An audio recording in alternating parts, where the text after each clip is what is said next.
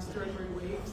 As soon as they get a little fallout, they'll be back up there. So if you want to talk to Philip and his team and out at the table, that'd be a good time to do that. But just know, just because we made 1 pass, we're not done. We're coming back. We're coming back for 3 passes, just on the right-of-way debris.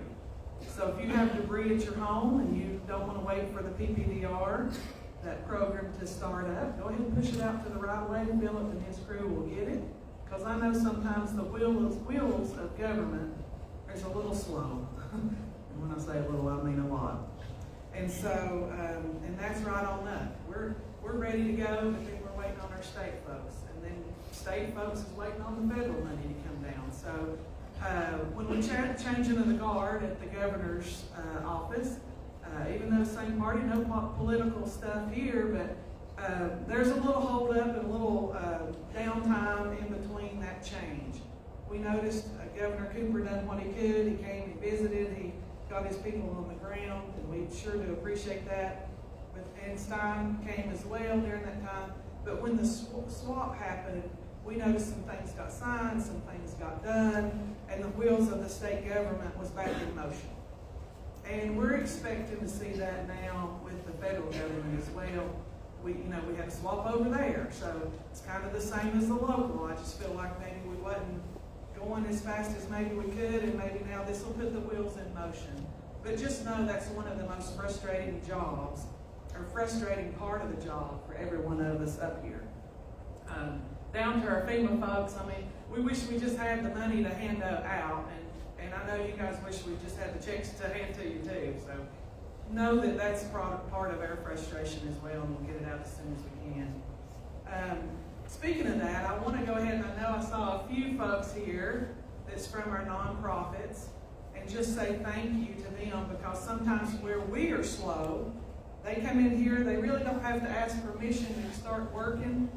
Samaritan's Purse is a big one. They don't come in here, they don't come up to the county manager's office and ask for permission to do this or that and the other. They go straight out there to you, and they get to work. I have some more folks from Texas and different folks, and if she's in here, she knows who she is.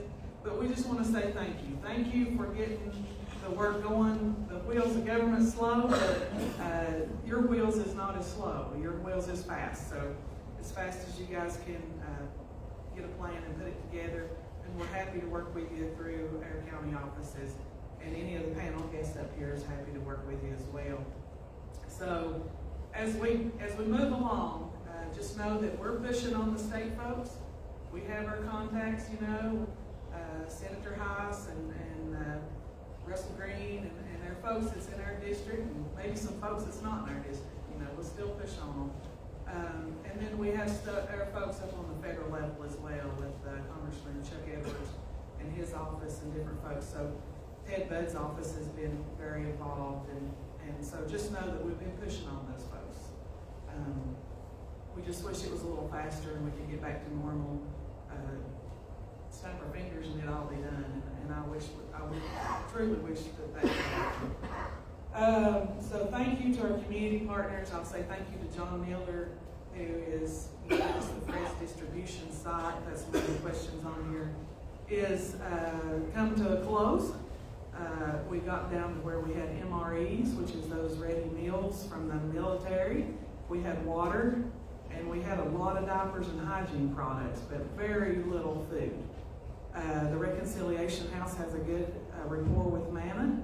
Get quite a bit of food through maybe the middle or end of June, and see if that holds out. But through that Carolina concert that happened, you guys don't hear much about that, but John has seen some money flowing through the Manna program that benefits our folks in Yancey County. So if you need something, I know he's only open certain hours and certain days, but he said at our commissioners meeting, don't be afraid to call and tell him what you need. Maybe he can leave it at a location, and you can pick it up later.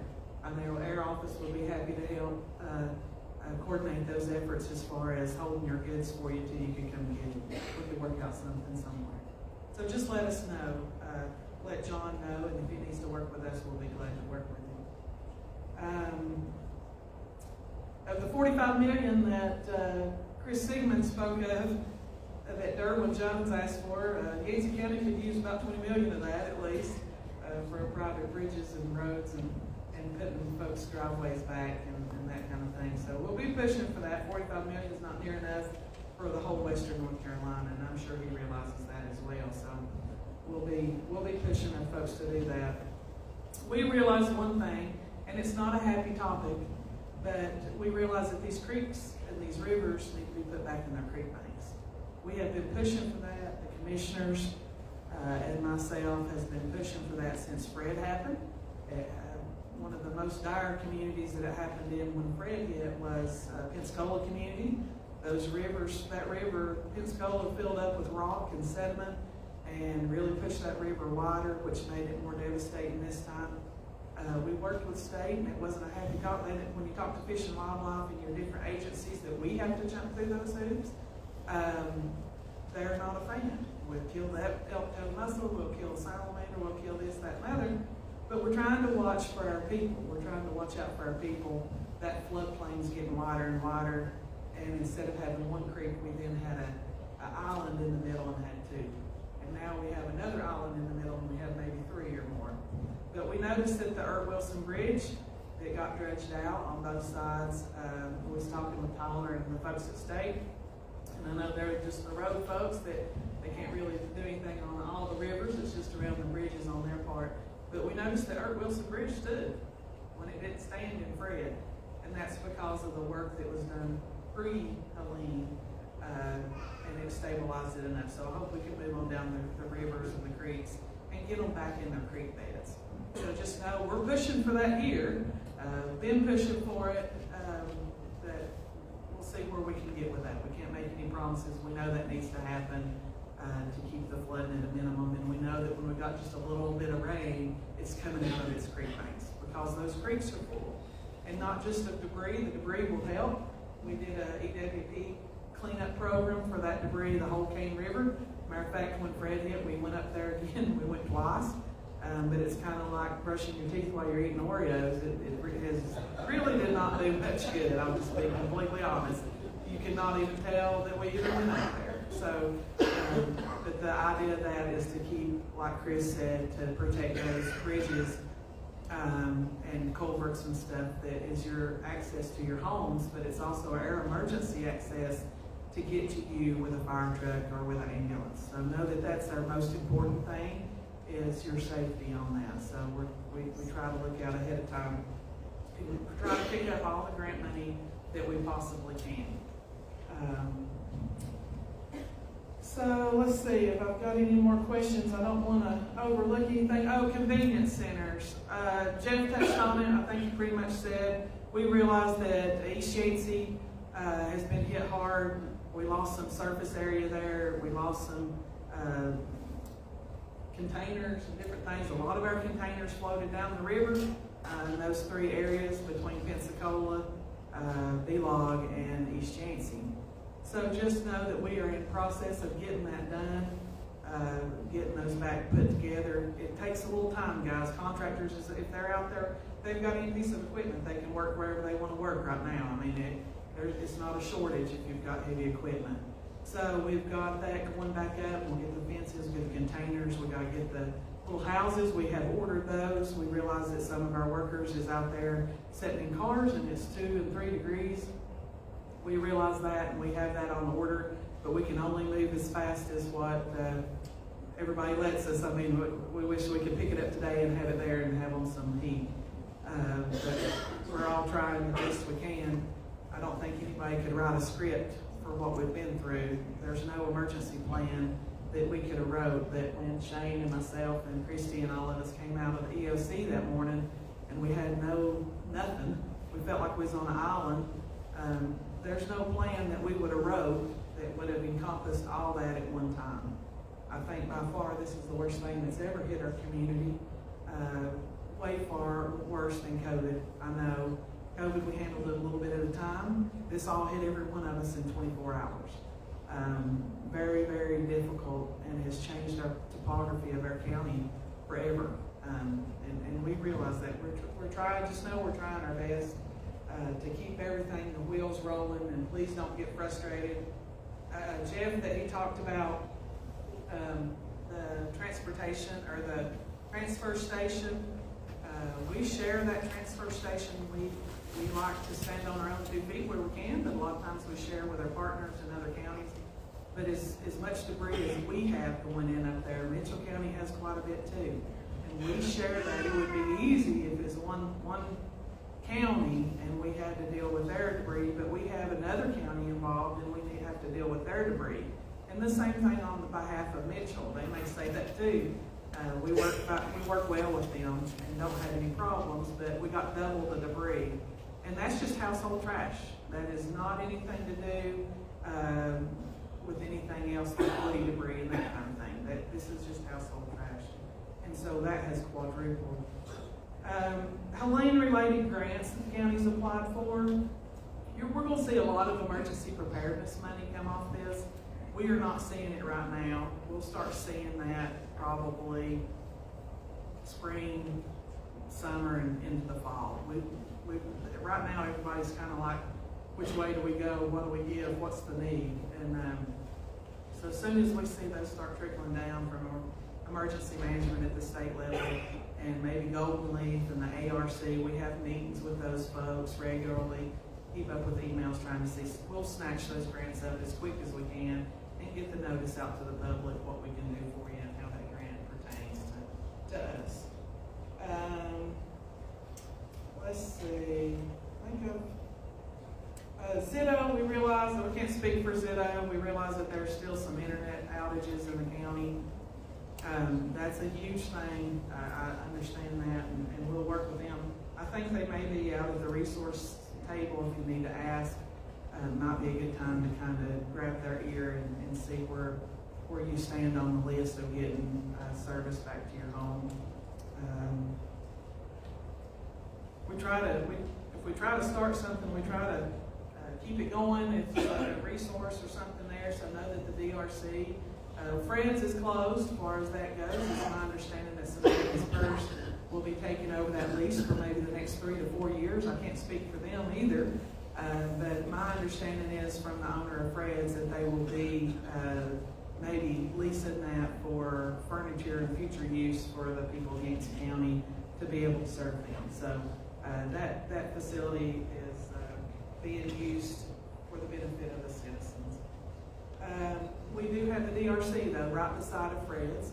And so anything with those appeals, anything with the PPDR program, that you need to get signed up. Now, from time to time, there's people up there handing out gift cards and different things, trying to help the community, and that's kind of a central point that people goes for help. So we push them that way, that they can hand them out up there to the community. So, what regulations, if any, from the government use heavy equipment in the rivers and streams? What agencies have oversight? What additional heavy equipment does work in the county? Let's see, plan to have done and who to do it. Well, if we have any work done, we'll put it out for bid. We have to follow those federal and state guidelines, and that'll be on our website and in the newspaper, and we'll make sure we give adequate notice and take bids. Because to tell you the truth, as much work as we have, it'll be a lot more than one contractor. So as those EWP programs and stuff from the state comes on the heels of these FEMA programs, we will put all that out for bid. So just watch the paper, call myself or Morgan and get on our list, on our bid list. Please tell us what you're interested in, if it's construction or if it's debris removal or woody debris removal out of the streams and stuff. Because after FEMA makes their swap, on the heels of this, you're going to see EWP programs, which is emergency watershed protection programs. Through Soil and Water, they're great arms of the county there, Scott Thomas and Renee Ray. They have their different programs that they'll work on, but that comes like 2 years after, a year and a half, 2 years after. So that's a slow rollout thing. That's another one of those, well, I had to go back over that 2 or 3 times. Let's just get it all, everything we can see as we go. But that's kind of the way the programs are designed, and again, I really don't like that part. Somebody asked a question about the 60,000 plus funds that were privately donated to the county. The county has a Venmo account or a little link set up, And we have all those things, we're very transparent about that. Everything that we have received, we print out a copy, we submit the check to, our finance office submits the check to the Reconciliation House, and they have helping with rental assistance, heating assistance, food assistance, any kind of lien damage like that you've been displaced from your job or your own, then they're trying to help you. And I know that John said that they have loosened up a little bit on the guidelines. That was something that we needed to get out quick, that we didn't want to hold that money. It's better to run it through a nonprofit, and they already had the guidelines of who to help and what and where, and we just didn't want to be raining money out to everybody. There has to be some sort of guidelines on that, who and what and where and when, and know where that money's been so we can track it. And so John was graciously good enough to help us to be an arm of the county to continue the programs that he already had going and loosen those restrictions up a little bit and still be able to get that money out quickly to our folks in need. So the county would have to do a board, and we'd still have to accept applications and have some sort of guidelines and rewrite policies and all this stuff on, and it would take time, and we'd be holding that money when that money needs to be out in our community helping. So that's why John at the Reconciliation House was picked, because he already has that working relationship with the county through DSS and the heating assistance program and different things. And that was the quickest way we knew to get that money back out, that we were not holding it at all. And totally transparent about every bit of that, and everything we do in the county, there's never a secret. So if you have a resource request or something that you need to see from us, we'll be glad to do that. There's a couple of things we can't show you, and that is personnel info, and that is any of our EDC projects that's not yet announced. So just know that those two things are a HIPAA thing that we can't allow. So I am rambling on. Sorry, Jeff. Let's see. How many grants have been applied for Citizens to Rebuild? We have not applied for any grants other than that CDBG that we got those extra $3 million. We have not seen any grants come out yet, and we keep an avid eye on the gold leaf and all that. So when we see that, or if you see that, call us. Make sure, we may already have applied for it, but make sure we know. I'd rather know about it twice as maybe to overlook it, because our inboxes get flooded every day.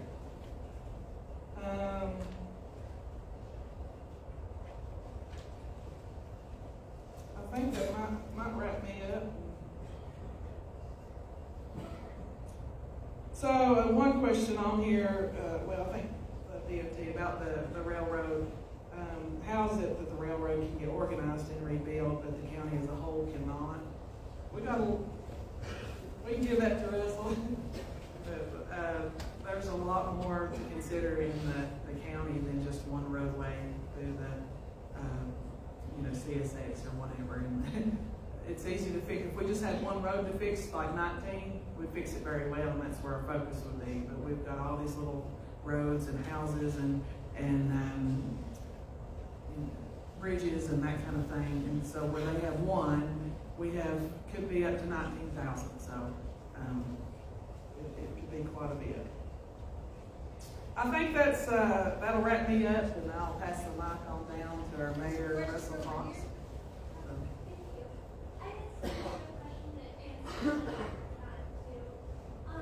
Sorry, we can't take questions right now from the floor. So the intent is, if you have a personal question, we will get to you personally with any panel member after.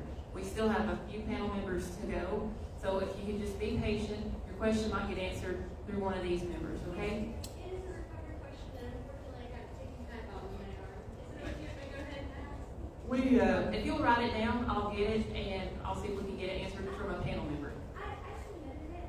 Yeah. Question, and I wanted to say thank you so much for these updates. We're really important here, all three work we're all doing towards helping our cover.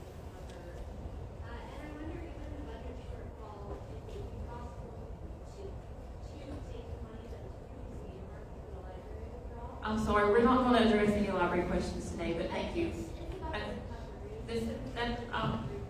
We already said at the beginning that we would not be addressing issues that go with the library. That will be for a later date and time. Thank you though for your attendance. Russell, we're going to start with you next, please. Good evening, ladies and gentlemen. My name is Russell Fox. I am the mayor of the town of Burnsville. And I don't really have anything else to say. Jeff and Lynn covered everything. Just real briefly, not to duplicate what Commissioner Whitson said, but every time I'm in one of these meetings, I have to thank those that were involved from day one. And I don't live in the past. I like to look in the future, especially given the situation that we're in. But these individuals and groups were there from day one, but they're still there. And I'm making a point to always thank them. And if I leave someone out, I apologize. But I saw these groups, these organizations, these individuals from day one, and I saw what they've done, and it's amazing what they've done. It started with the volunteer fire departments in the county. Very fortunate to have them. Shane Hilliard and his staff were there around the clock, still are. Christy Bryant and her staff around the clock, and still are. And their call volumes, these fire department call volumes, and Shane's call volumes, and Christy's call volumes have not went back to normal, I'm sure. I mean, I've not even asked them, but I'm sure they've not went back to normal. But I just want to thank them. Tyler and DOT, thank you guys so much. Jeff Lovin is not with us today. There's probably maybe some individuals that work for French Broad Electric in the crowd. Thank you so much. Jeff Howell, Mercy Management, thank you so much. Darren Williams, the principal, he was here a minute ago. Thank you for what you've done at Mount Heritage High School for making this available to us from day 2, I believe. Thank you guys so much for all that. County offices, I'm with them quite often, and from day one, I was at command with commissioners and with Lynn. They've done a phenomenal job. Town of Burnsville, Public Works especially, they've done a phenomenal job and continue to. Both these county organizations, guys, I want you to know that their workload has quadrupled at least. I know I'm with my finance officer at Townhall daily, and her workload is probably 4 times. I think Brandy Burleson's in the house. She'll say the same thing as with Lynn and Morgan. So we weren't handed individuals to help us with this paperwork. It's unbelievable the amount of paperwork. We have to have FEMA. I promise you, we have to have FEMA. They've been in Town Hall. They've been at the courthouse. But the paperwork that's involved in that is astronomical. But it has to be done, and these individuals are doing it. I'm helping with it. I'm sure that Jeff and the other commissioners are helping with it as well. But many thanks to all these people. It's a long road, guys. I mean, we've came a long ways, but the long term of this is going to be hard. Not being negative in any way. We're way above where we should be, 100%. But it's not flipping the switch. And I'm saying this more so from a county standpoint. The town of Burnsville was blessed. We really were, and I've even felt guilty because of that.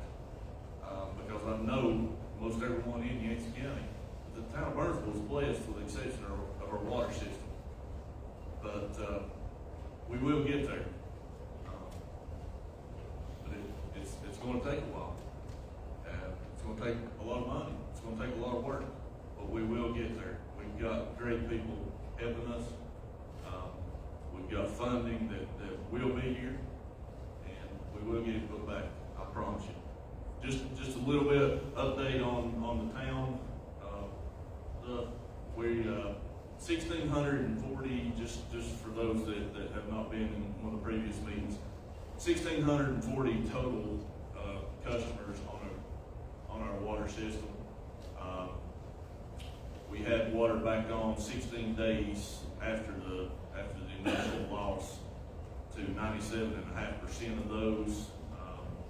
The remaining 2.5% was actually 45 days from the 27th of September. So from that initial from getting everyone back on, we've not lost water at all. We've not been unable to send water to our customers. We currently, a couple of weeks ago, 2 weeks ago, we were able to switch out our diesel pumps to electric pumps. That's helped. That's been very beneficial to the public works facility because we're able to control the pumps and water flow going from the river to the treatment plant electronically, which takes a major load off our public works crew. Again, all water and sewer operations have been back in service with limited interruptions since November 11th. But please understand that our water intakes were completely washed away. And everything that's currently there, and it's working. We've been very, very blessed. It is temporary. So we have 10-inch pipe running, 3,000 lineal feet above ground with 2 pumps, and it's been 0. So just know that we have it can happen. Breaks can happen, especially with these temperatures, but we do have basically a full tank of water at the water treatment plant, and we don't look to have any problems moving forward. We're probably a year away from starting the permanent intake on the King River. The permitting and funding for that has been pushed along, but we're probably looking at somewhere in the neighborhood of a year before we get that permanent intake in and pumping water from the King River to our water treatment facility here in town. Sewer system, same way. It's obviously up and running. We had minimal damage to our sewer system. So it's there were some electrical issues to it, and we have gotten funding to redo some of the electrical problems that we faced, but it never did shut us down completely, and everything is operational. All right. I didn't really have any questions that were town related, and that was good. I didn't have anything to answer except then I walked in and April handed me some other questions she wanted me to answer on behalf of the school system. There was a couple of questions that were asked. All I want to do is read the response, and that would work really well if I could see my phone. Can't really see up here. It's not that, Jeff. It's a lot. So the first question is, I'm concerned about our students who have missed so many school days. School has been mostly virtual, yet many students still don't have internet access. How are we ensuring that they're getting adequate education? Also, without in-person classes, how are students receiving breakfast and lunch? This is the response. Again, I apologize. We encourage our parents and grandparents to talk with the classroom teacher, guidance counselor, and our principal about students' overall needs. We are offering academic support from tutors, classroom teachers, after-school programs, and summer academic enrichment this summer. We're providing hotspots for students who do not have internet access at home. Second question is, we are concerned about our Yancey County students who are now forced in many instances to be educated online. How are they accessing computers, and how are they being fed breakfast and lunch, and is it free? We encourage parents to reach out to Yancey, Feed a Child, or the Reconciliation House in Burnsville to receive food assistance. Please talk with the principal if you need academic support, a hotspot for internet service, or to make connections for food for your children and family. Again, that's I'm assuming that's from Ms. Kathy Amos. It appears to me that the answer to both these questions are, to reach out to your principal if you have these concerns. So, thank you, everyone. I'll pass this along to Sheriff Shane Hilliard. Thank you. I'd just like to echo the same thank you that's already been said. We do appreciate everyone's help and everyone up here on this panel. I want to talk a little bit about scammers. So, as we all know, the hurricane brought a lot to our county, a lot of good things, a lot of good help, but there was some bad coming in. And I think at this point, most of them's been arrested or run out, but there is still a few out there. So I would just encourage you, if you're going to link up with somebody, make sure they're from a reputable 501c3 or, a church, that there's some accountability for these people. A lot of them's here to promote themselves or, financially line their own pockets and not here to help. So just be aware of that when you're asking these people. And if you have, someone staying on your property that you're not sure about, call us and we can help you move those folks along.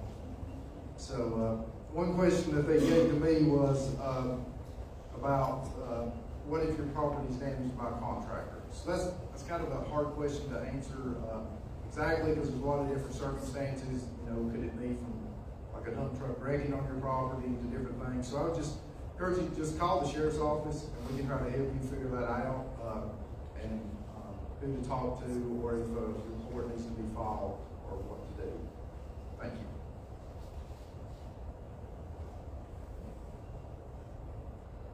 So I'm just going to take a moment and provide you guys with an update on the efforts and progress of our EMS department, particularly during and after Hurricane Helene, as well as our overall performance in 2024.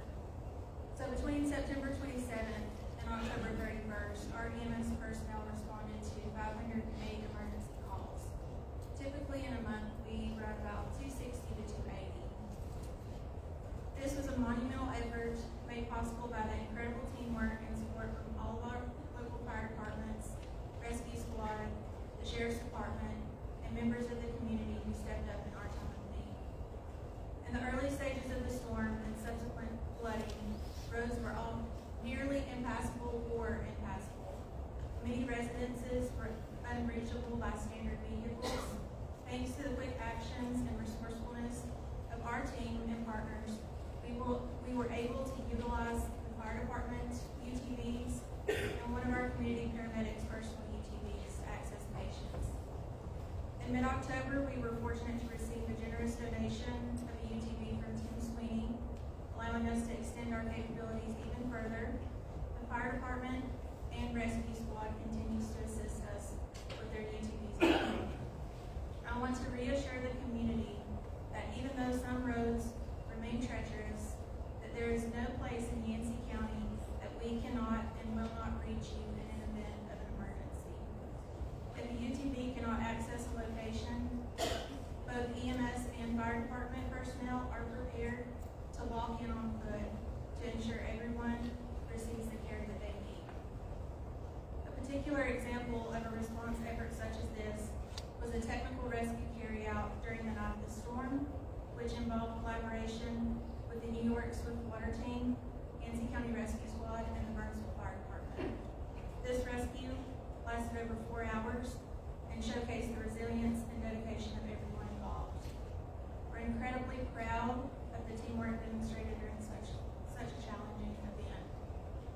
As we look back at 2024, I'm proud to share some of our key statistics that highlight the growth and success of our department.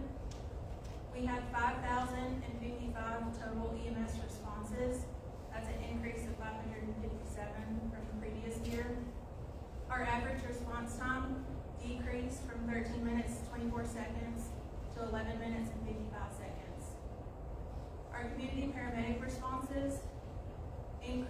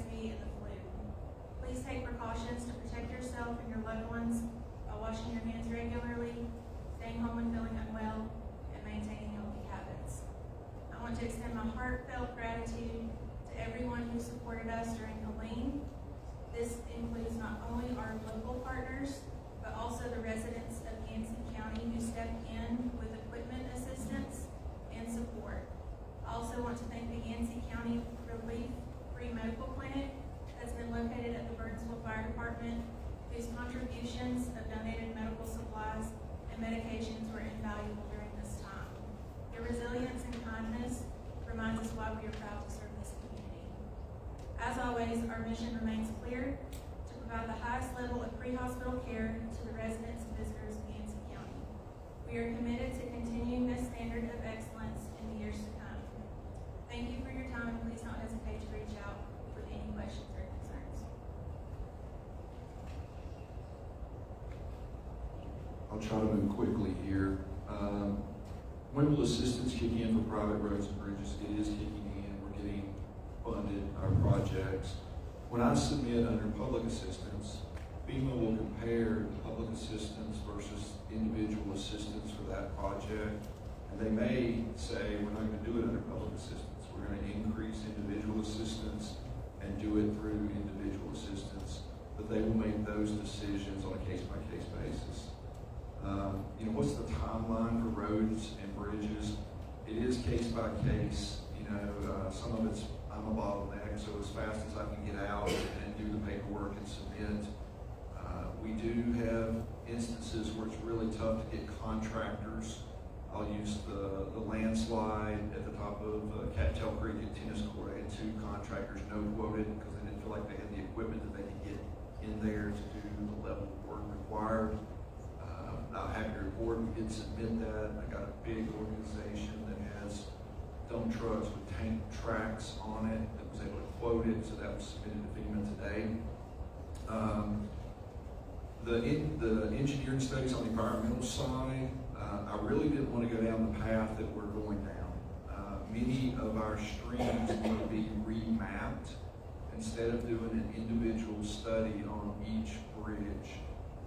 But that is a tough battle to fight because the system's just not set up to submit remapping entire streams. So tomorrow I am meeting with Headwaters Engineering out of Asheville, and I'll be submitting 16 bridges for the H&H studies. But I would much rather remap some of our streams. Who is responsible for damage caused by heavy equipment during cleanup efforts? The short answer is whoever did it. If it was my friend over here at DOT, it's his responsibility. If it's a county contractor, as SDR or one of their subs, it's their responsibility. I'll use the example, if your neighbor was putting up a fence, their contractor damaged your property or your septic tank or something of that nature, then that's a civil matter.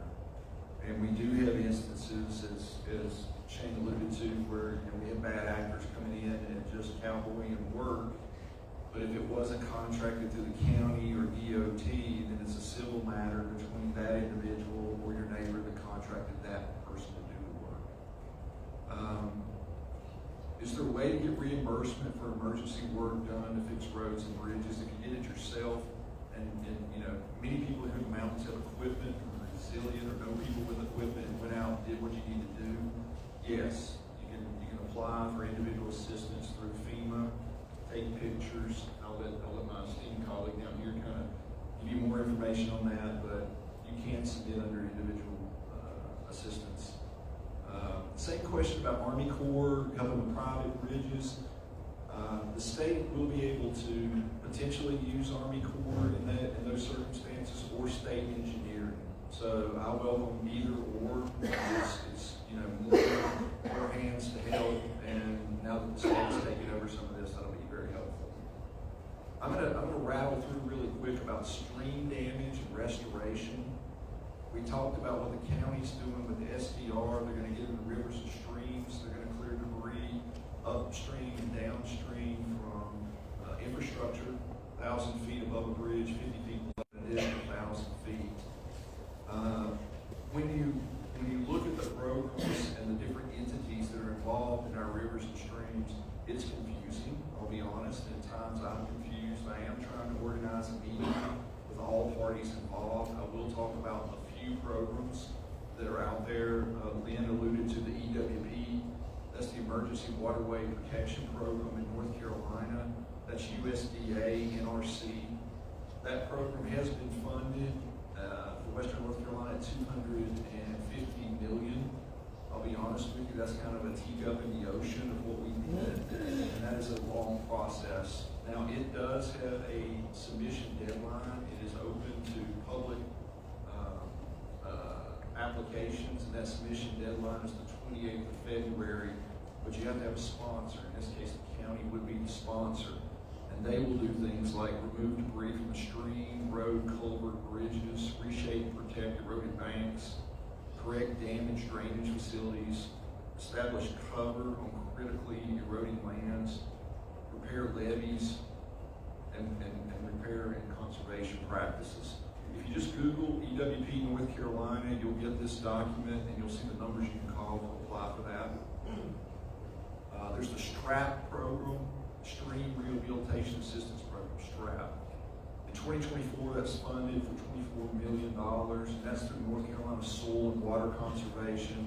Yancey County got 3 projects then. There was the stabilization of Browns Creek, Prices Creek at $150,000, and Fritz Broad Basin at $235,000. That's another program through Soil and Water Conservation. I want to mention this next program, especially if I got any farmers in here.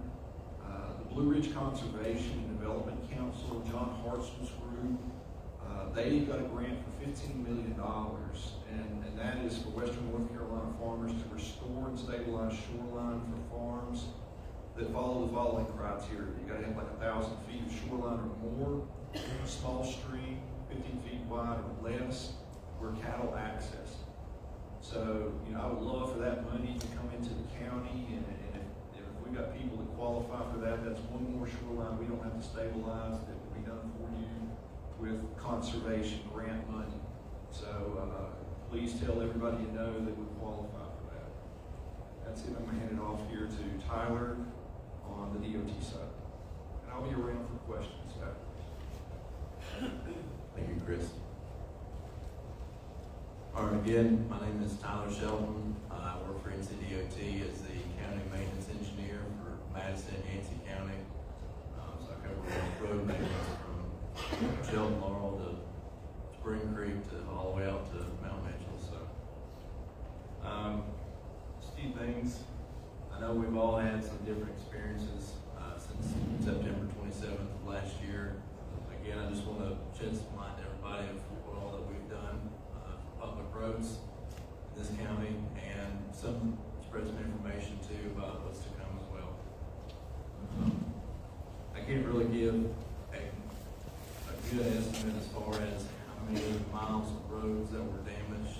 I will say that we have over 600 center lane miles in this county that we maintain, and in the earlier days of the storm, we've had access for most of those roads that were cut off, either landslide above the road or below the road, trees and debris that was in the road, or it was completely washed away by some of these rivers and streams. I will say that as of recently, and I am proud to say as well, that we have restored access to all communities in this county that access state roads. So again, just that goes out to a lot of the contracted help that we've had, help from other divisions as well. So I just want to say thank you for that.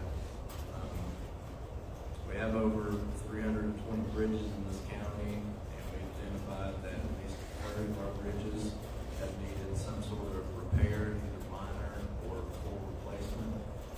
And within the first 119 days of the storm, we have completed 22 repairs on those bridges. We have 15 temporary repairs at the moment, and that includes some of our low water fords that we've made, such as the ones at Toonie's Creek and Riverview, and that includes some of the rail car bridges that we have that are for temporary access. We've had some of those installed at Barn Road and Hickory Springs and some other locations. So I'll just kind of add some of the questions I had on here as well. Some of these places where we've had to put a causeway with just some aggregate material and some pipe in the road to grant access for people. We had to do that to give access as quickly as possible to these communities that are just dead end roads. I know we've had some concerns about the washouts at the one at Little Creek and Murphytown. We're going to go back in there and fix those, but those locations too at Little temporary bridge that will have a more robust solution to keep access for those communities. We'll have those completed and open to the public within the next couple of weeks. So again, despite some of the loss of infrastructure that we have faced, we've paved at least 20 roads across the county, and we'll continue to do so once weather is permitting. And a lot of the contracts that we've completed this work under has been just emergency repair contracts, and soon we'll be transitioning into some progressive design build projects as well. I know it's kind of late tonight, but if there's anything that I want to emphasize, it will be that these guys have said as well that a lot of the repairs that we've done in some areas are just temporary, and they'll need to have permanent repairs. These 4 progressive design build projects that we'll have, the 4 projects will be, number 1, US 19 West from Piney Hill to Huntdale Road, and that will include basically Huntdale Road to the Mitchell County line, side roads like Will Higgins and Sea Creek, Layford. We'll have another project for 19W from Piney Hill to the northern side of Piney Hill to US 19E back towards town. We'll have another one for 197 South, and that will include all side roads as well, from Brewer Wilson to Whit Smith. So again, that includes roads like Cattail Creek, Deep Gap, Winter Star, Boland's Creek, Toody's Creek, and several other locations. And then last but not least, we'll have another one in the Nolichucky River Basin as well. That'll cover basically some roads in Mitchell County, border the Tow and Nolichucky rivers. So we'll have 197 North, Tow River Road, Huntdale, Murphytown, like I said, a few other Mitchell County. So again, in these areas, we will have to we basically just place material like boulders and railroad ballots and backfill in these areas where the roads once were, just to give access to people. These areas will have to be investigated. We'll have to do some geotechnical work to see how much of it needs to be removed and then replaced to the corrective or active efforts, or potentially some other methods used to ensure that we have full stability and overall safety for these areas. So again, these projects will have some scour protection to try to help to reinforce some of these embankments of the roads to prevent from issues from future floods as well. Some rock and slope stability, utility, coordination and design, and we'll be maintaining traffic and some road control plans as well. So again, we'll be working with these design build teams to make sure that we'll have the best technical solutions and scheduling and cost for these projects.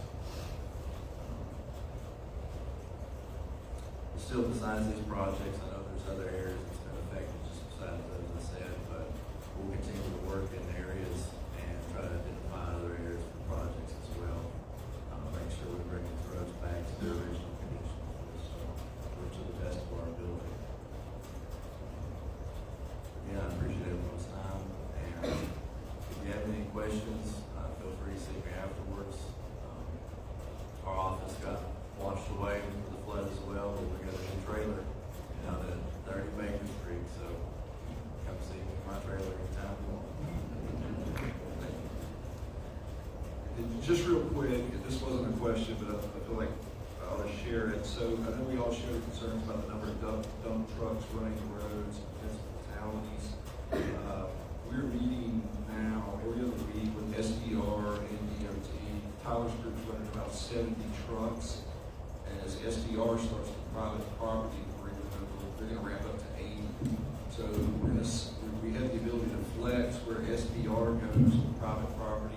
We're going to keep them separated and away from the DOT truck traffic so we don't flood any one part of the county with that many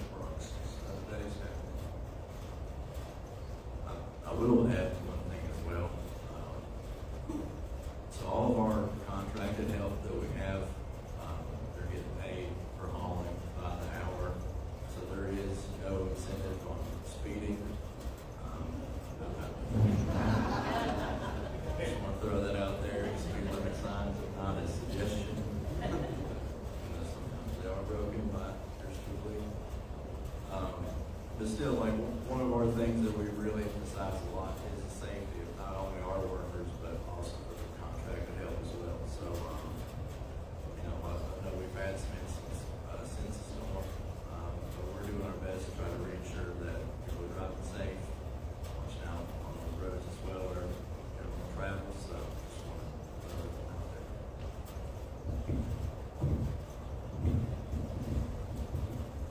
Getting down to the end, so I'll go quick. I know everybody wants to go home. David Davis, County Extension Director and Ag Agent for NC State. I'm incredibly proud of my small staff at Yancey County Extension. Since day one, they've been on the ground helping citizens in our county. And for us, it's almost been like a big revival of why we do what we do. And day one, Adam McCurry, my ag technician, was out in communities, checking on people, checking on animals, helping build fences. He was going door to door, handing out supplies. My 4-H program assistant was volunteering at the West Yancey Fire Department, trying to help bring some organization to their efforts and help fire chief there. My program assistant, Pam, who actually lives in Mitchell County, when I finally got through to her and talked with her, I told her she could volunteer in Mitchell County, and she said, no, that's not my people. And she wanted to come to Yancey, and she's been there ever since. And I don't know how many meals she cooked, how many people she fed. She loves to cook. And all of my staff, Miss Vivian, helping folks with their Medicare, continued through open enrollment, all those kinds of things. She was helping organize volunteer efforts. And so I'm incredibly proud of my staff and what they do. They care a lot about this community. We're all from this community. I grew up in this community. I went to Kentucky for a little while, but I came home and I'm glad to be here. And I'm proud of all their efforts. Just a few things on the ag side that I want our farmers to be aware of. One is, since the first week, we've been distributing hay and livestock feed, livestock supplies. Through our site alone, we distributed over 6,000 rolls of hay, 300 large square bales, 700 small square bales, and 45 ton of livestock feed.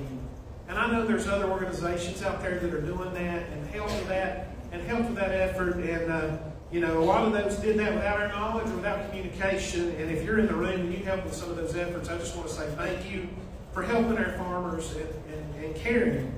And we did it. There's no way we could have done it alone without all the help that came in. Our agriculture statistics say there's only 19 livestock farmers in Yancey County. We know that to be incredibly false. Our farmers apparently didn't fill out that census survey. So if there's any of you that are in the room when that comes around, please fill that out. And we laugh at that, but honestly, that ties into funding, that ties into programming. I had to fight like crazy the first 2 or 3 weeks because our statistics said there wasn't any farmers here, but of course we knew there were. And so we had to fight for a lot of things, a lot of services, a lot of help in those first few weeks at the state level. I even went to Raleigh and presented to the Ag Committee on behalf of our farmers and trying to get some things done, trying to get some red tape cut through so we could help our farmers restore their fields. So we've been working incredibly hard on behalf of agriculture. We have a concern. This storm event has hurt our farmers. And you don't have to drive very far through the community to see the fields washed out, the barns washed away, the equipment washed away. And I feel like years of progress since the tobacco buyout washed away with the storm. And we're doing everything we can do, applying for every grant that we can, everything we can do to help our producers. Another thing I want to say, if you're a farmer in this room, and by farmer definition federally is $10,000 in income, that could be selling soap or selling livestock, doesn't matter, as long as it was produced on the farm or for product on the farm. 5 acres horticulture, 10 acres with livestock. If you suffered damage and you've not seen FSA, you need to do so. That's the only program that I know of right now that has funding, and they're helping resculpt fields, they're helping restore fences, including purchasing fencing supplies. They're helping livestock farmers that had livestock, that hay livestock with lost hay. They're paying on some of those programs, and they're doing an incredible job. They're in my office every Tuesday. You do have to call and get an appointment with Miss Olivia Knott at the Burke County FSA office because their office was flooded as well. But they are in my office. office at the Extension office out of Rio's every Tuesday, helping their folks.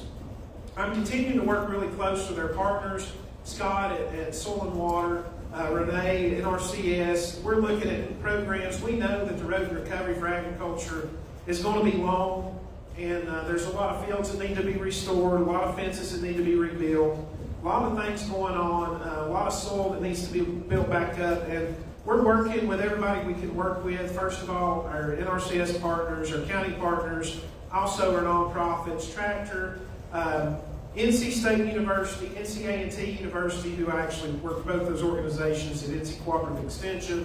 They are all working on behalf of our farmers, and they are very much, considerate of what we're going through in their area. And we've already got some programs on the ground. The one that we got right now is a program where we're going to oversee pastures, hay fields, and landslide areas using drones with clover seed or annual ryegrass or some kind of cereal grain just to stabilize that soil. And there's an application available online. You can apply through my office. Just please contact us on that. We're applying for some grants for reseeding the pastures and hay fields as well. We hope to get those, and we hope to be able to make announcements soon. We applied for a $50,000 grant to help with the reseeding project of hay fields, and we hope to get that. If you want to stay up to date on all the assistance that's available, you can sign up for a newsletter. We do an e-newsletter that's released through email and also hard copy, and you can just contact our office to do that. A lot of the federal assistance programs, you've already heard this, federal and state level, it is a chain effect on how that funding is going to be released. It always is in every disaster with agriculture. So, it's the way it kind of works. Everybody kind of waits to see what FEMA's going to do, and then it goes down to the next level, and through our other federal agencies like NRCS, then we look at our state level, and then it filters its way on down the chain. And unfortunately, that is a long recovery period. And I wished I could say I had all these funds available for our farmers, but we just don't. They're just not there yet. Programs are coming. They will be here. You've already heard about some of those to clean up storm debris, stream banks, all those kinds of things. But it is a slow process, and we just ask you to be patient. In Extension, we're here for the long haul. We're here to serve our community, and we want to help you. But we also have some upcoming workshops where we're going to focus on stream restoration. So if you have small streams that you want to restore yourself, you're not waiting on the funding, we might have some education to help you with that. Those aren't scheduled just yet because we're waiting on the weather to see when it breaks in the spring and on some projects. And we're partnering with some nonprofits to do that. But sign up for a newsletter if you're interested in that. And you can learn how to restore your streams, to do some plantings, to protect our pollinators and restore wildlife habitat along your stream banks. We're also planning a program for forestry. So if you've had small woodland plots that were destroyed in the storm and you want to replant, our specialist, or our area specialist, Nathan Gavin, he will be in our area to do some workshops as well with our small woodland plot owners, and so you'll be able to come out and do that. So sign up for a newsletter to find out about those events. Also, I just want to remind you that Extension is not just agriculture. Cooperative Extension, we also have a family consumer science program and our 4-H and youth development program. And Nikki, our FCS agent, has already been out there helping people to know what to do with their food after the power was off for so long. Is it safe? Is it not? A lot of people have been interested in canning and conserving their food after the power went out because canned food doesn't spoil. She's also answering questions about fabrics, about furniture, dealing with mold. We have resources on all that through our NC State disaster recovery resources. And also, our 4-H program is very concerned about youth mental health. And our 4-H program is here to support our schools. So we'll be planning some in-school programs. We also have our clubs. Some of the best therapy for kids is just to be together, to socialize, to have fun, and to learn. And that's what our 4-H program is all about. We're right now enrolling for 4-H, so if you've never enrolled your child in 4-H, I would highly suggest you do that. We've got some great summer programs that we've got planned. I currently have a 4-H position open. If anybody who was in education or has a youth education background would be interested in positions, looking for a job, we might love to have you. So we're hiring a 4-H agent. But when I get fully staffed, we will have after-school programs, in-school programs, lots of things to help our youth and to help our school system. And I know that was a question earlier, and I just wanted to throw that in there. So we do a lot of extension. Thank you all for being here, and thank you for your time. If you have any questions, please feel free to give us a call at the office or come by for a visit.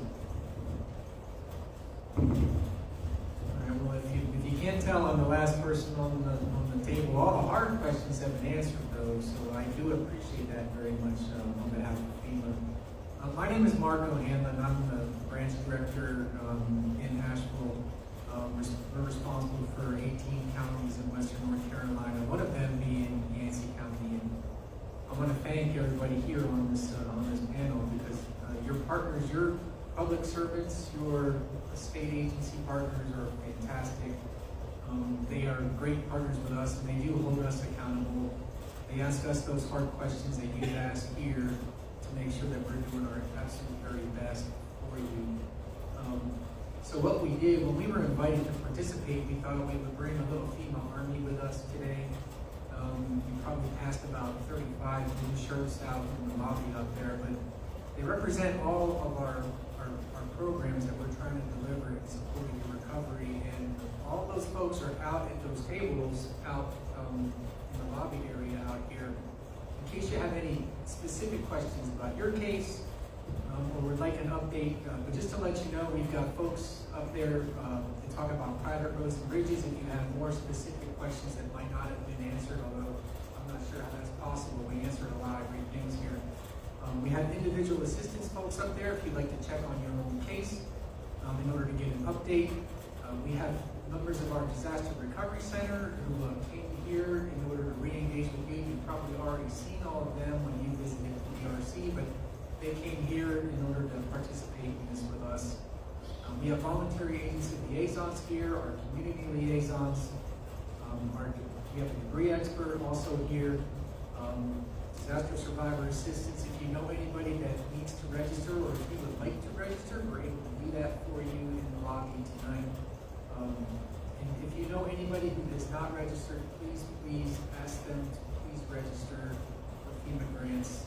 I know there are some folks out there that say that I've never needed the government and I don't need them now. Well, you know what? Maybe we can do something for you that you might not have thought of, and we'd love to try to extend our programs to try to help meet your needs. And all of the people, I'm privileged to be here with this great panel, but all the people that do the hard work are all standing out in the hallway out there waiting on you. I did want to highlight a couple of things because, again, the information that's been provided here is so informative. But under private roads and bridges, just for the folks that utilize individual assistance, so far we have helped almost 500 families with almost $1.3 million of support to help repair those private roads and bridges. We have a number of people who have also applied that we are working with the county to schedule site inspections so that we can address those. And we're also looking on the public assistance for any roads and bridges that need to be prioritized to provide emergency service access to your home. So we are actively working on that. And the county is making sure that we're understanding the needs of the community here. For people who have registered for our individuals and household grants, so far we have paid $18.4 million to households here in Yancey County. And again, those payments will continue as we continue our site inspection process, as we obtain additional documents from you in order to substantiate eligibility for additional grant funding. So, please keep coming to the DRC for support when you have questions, and when you get a letter from FEMA. It's written in a government style, it's written in a very bureaucratic way. It may not be completely intuitive when you look at that letter, so when you get one, just come to the DRC. Our experts there are very empathetic and sincere and want to help you, and they will help you navigate through that letter. 116 households in the county have applied for rental assistance, and they're receiving rental support from us. We've been able to place 5 families in direct housing. We've got another 20 more families that we're working to support right now, but we've got some commercial parks that we're working on leasing. We're looking at some private property to put our manufactured homes on. And we're looking for solutions for all 20 of those families. I think we're on the road to success for all of that. But again, all the hard questions were answered. I just wanted to give you a little bit of an idea of some of the things that you may not see because you wouldn't miss the big numbers that we're working on. But we are fully partnering here with Yancey County. We're thankful. I'm thankful to be here as part of this. I'm humbled by the work that you're all doing in support of this community. I'm just thankful to be a small part of this. Thank you very much. All right, now it's intermission time. No, I'm just kidding. Yeah, I hope my phone has still up battery. So we did record the meeting. It might take me a while to get a 2.5-hour meeting online. So give me maybe a day or two. I will try my best. We did have utility statements from Zito. Well, actually, Zito representatives here tonight for resources. But Frontier and French Rock both had statements. I'll release those between now and tomorrow. We'll get those released out to you. Partners that we have outside are going to be FEMA, Zito, Samaritan's Purse, SDR, Debris Tech, American Red Cross, Baptist on Mission. So feel free to meet up with any of those groups. They're here to help. They're here to help. So take it. I know we have a sense of pride as being mountain people, but when it comes time, we need to be able to accept those. And a lot of our partners are people who really want to help. It feels good to be able to help. So thank you all for coming tonight. We appreciate your time and get one. Thank you. And strong.